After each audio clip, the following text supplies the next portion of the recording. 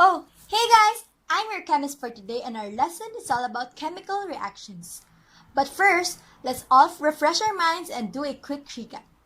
Do you all remember about the physical and chemical changes? A physical change affects the form of a chemical substance but not its chemical composition. A physical change is a process in which the substance experiences change in its physical property like shape, size, appearance, and state that has no change in the internal structure, while a chemical change results in the formation of new substances entirely. But the question is, what is actually the connection of what I've said earlier to our topic? Whenever a chemical change occurs, there is a chemical reaction. And without further ado, let's get ready to learn.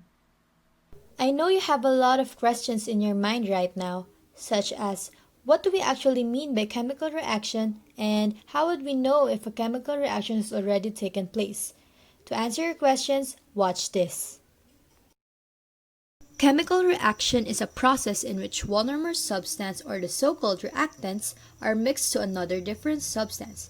Then a chemical reaction occurs and with that, new substances are formed. These new substances are called the products. Now let's proceed to the types of chemical reaction. There are four types of chemical reaction. First is the synthesis, or sometimes called combination. It occurs when two or more reactants combine to form a single product. This type of reaction is represented by the general equation A plus B is to AB. A decomposition reaction is the opposite of the synthesis. It occurs when a compound breaks down into two or more simpler substances. It can be represented by the general equation AB is to A plus B.